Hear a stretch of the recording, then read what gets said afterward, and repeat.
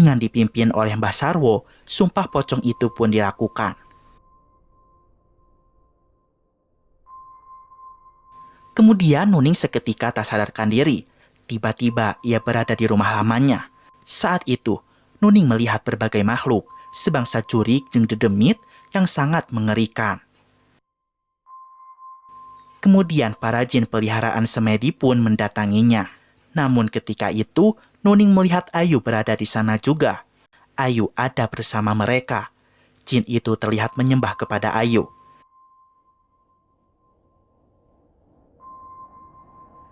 Setelah itu Nuning sadar.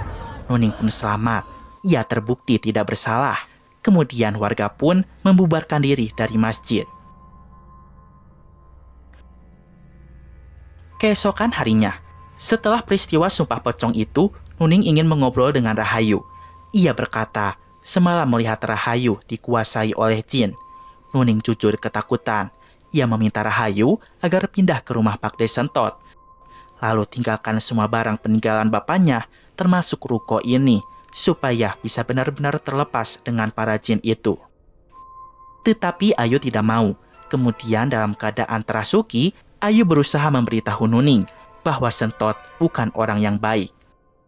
2 tahun yang lalu, saat hari di mana mereka diusir warga dari rumah, Ayu melihat Sentot ada di sana bersama Wahid, salah satu pelaku yang membunuh bapaknya.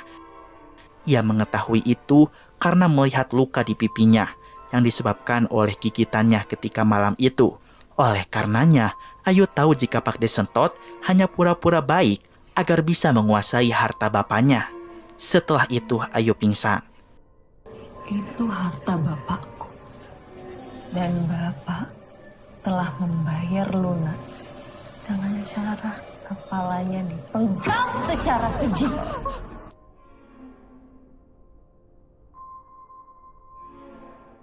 Tak terasa entah nyaman atau kebablasan tidur, Ayu tersadar ketika waktu sudah maghrib. Saat itu ia seharusnya menjaga toko di pasar.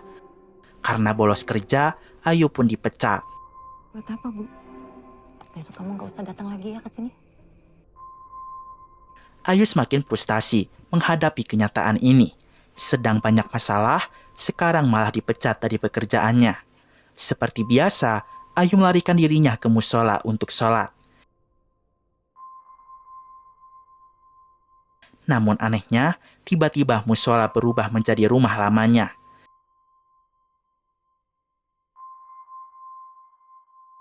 Di sana, Ayu mendengar dan melihat hal-hal yang sangat menyakiti hatinya.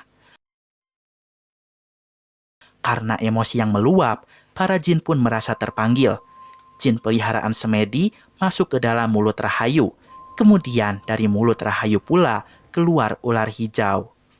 Ular-ular itu pun akan mendatangi orang-orang yang sedang dibenci Rahayu, seperti Nuning dan juga pemilik toko di pasar. Saat itu, kaki pemilik toko dipatuk hingga ia tewas. Sementara di rumah, Nuning melihat ular itu melingkar di leher Aji anaknya. Nuning berusaha menyingkirkan ular itu, namun ular tersebut malah melawan. Di sisi lain, akhirnya Ayu sadar. Ia terkejut karena tadi dikuasai oleh jin. Ia pun bergegas pulang ke rumah, takut terjadi sesuatu kepada ibunya. Sementara itu, Nuning berusaha membunuh ular itu dengan membantingnya ke lantai dan juga ke lemari. Rahayu yang terkejut berusaha menghentikan itu. Namun Ayu seketika didorong oleh Nuning yang sudah gelap mata. Tidak lama kemudian, akhirnya Nuning sadar jika yang ia banting bukan ular, tetapi Aji anaknya. Dari tadi, Rahayu berusaha mencegah, namun semua itu sia-sia. Aji pun tewas karena pendarahan yang hebat. Nuning sangat bersedih. Anaknya Koit di tangannya sendiri. Sosok Semedi pun datang tanpa diundang, udah kayak boneka jelangkung. Sepertinya itu bukan Semedi, tetapi jin yang menyamar. Karena Semedi mengajak Nuning untuk mati. Nuning yang sudah tidak kuat dengan semua ini, lebih memilih ikut mati bersama suaminya. Nuning pun berujung gantung diri, Sur. Ayu berusaha menyelamatkannya. Namun sial, si Ayu kepalanya pusing, berujung turu di lantai.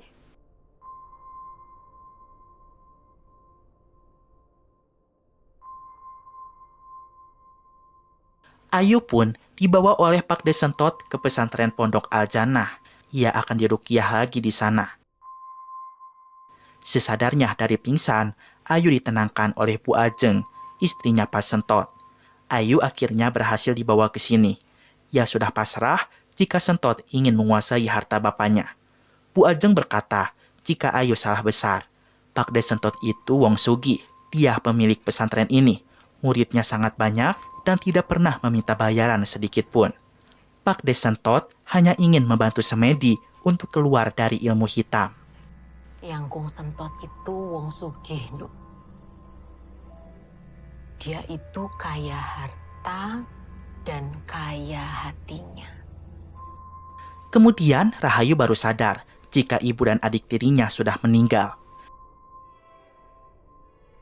Ayu merasa mereka mati karenanya. Ia merasa sangat bersalah.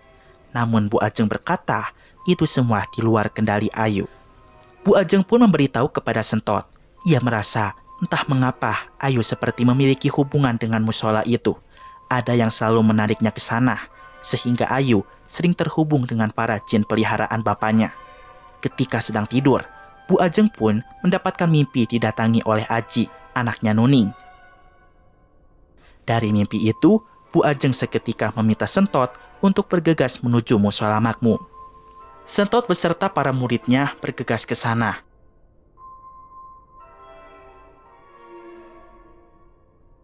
Dan terungkaplah, ternyata di atap musola ada sebuah benda yang digulung kain. Terdapat kerangka tengkorak dan juga foto Rahayu. Ternyata Rahayu terkena santet. Ini juga menyebabkan Rahayu selalu terhubung dengan para jin itu. Terungkaplah itu semua ulah Mbah Sarwo. Sentot sangat tidak menyangka, lalu segera menyiksanya. Kemudian mereka mengambil tongkat ular Semedi yang selama ini ada di rumah tersebut.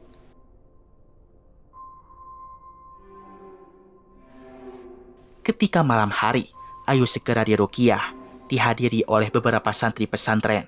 Salah satunya ada Wahid. Namun, saat itu Ayu tidak ridho diruqyah, karena ia masih mengira jika Sentot adalah pembunuh bapaknya. Saya tidak ikhlas. Amarah Ayu pun memuncak, sehingga terasuki jin lagi. Ketika disirami air doa, seketika listrik ruangan mati. Lalu Ayu melayang bersama kursinya.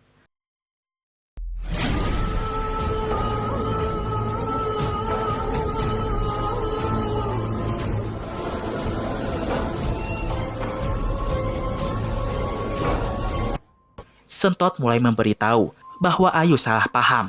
Ia bukan pembunuh bapaknya. Jadi ceritanya Stur, Mbah Sarwo menyuruh dua pemuda, yakni Wahid dan Husni, untuk mengambil tongkat ular di rumah Semedi. Tanpa sepengetahuan Wahid, Ki Sarwo menyuruh Husni untuk sekalian membunuh Semedi. Karena Stur, semenjak ada Semedi, pasien Ki Sarwo menjadi sepi. Jika Semedi mati, maka tentu tidak akan ada saingan lagi. Sementara tujuan Sarwo melakukan santet agar Rahayu tidak terkendali. Kemudian di depan para warga Jetis, Sarwo akan mencari muka seolah-olah hanya ia yang bisa menjinakkan jin di dalam tubuh Rahayu. Dengan itu, Sarwo akan mencari dukun paling sakti di desa ini kembali. Wahid tidak menyangka Husni akan membunuh Semedi di malam itu. Ia mengira hanya mencuri saja. Wahid merasa sangat berdosa. Ia pun bertaubat dan belajar agama di pesantren Al-Jannah, dibimbingi oleh Pak Desentot. Maka dari itu, Sentot tampak dekat dengan Wahid. Penjelasan itu membuat Ayu semakin darting alias darah tinggi. Ia merasa Sentot menyembunyikan dosa yang telah diperbuat Wahid. Sentot berkata, semua manusia berdosa.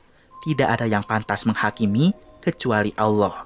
Sentot meminta Ayu untuk meredam emosi dan memaafkan Wahid. Namun Ayu sudah tersulut emosi. Ayu pun merasuki jin kepada tubuh Wahid. Lalu secara barbar, Wahid menyerang Sentot. Kepala Sentot dipukul sampai hancur tak berbentuk slur.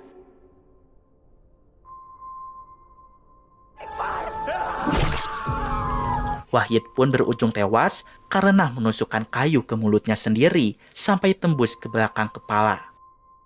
Dengan nekat, kemudian Bu Ajeng membacakan ayat kursi dan meruqyah Ayu.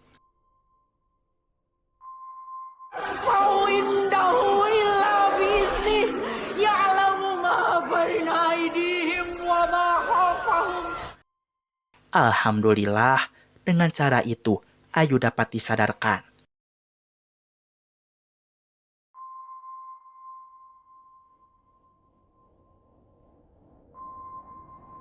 Tongkat ular dan santet itu pun dikubur lalu didoakan. Berharap semua teror jin itu musnah. Banyak orang yang berziarah ke makam Kiai Sentot karena memang ia terkenal dengan kebaikan hatinya.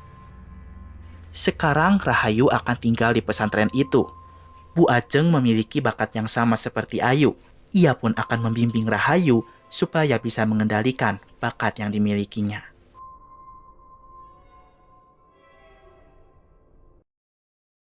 Nah, itu dia Stur, rangkuman alur cerita dari film ini. Menurut Mamang, ini film kurang cocok diberi judul Kanjab, karena memang tidak menceritakan tentang sosok Kanjab, Stur. Kanjab di sini ternyata jin peliharaan Semedi yang bersemayam di dalam musola.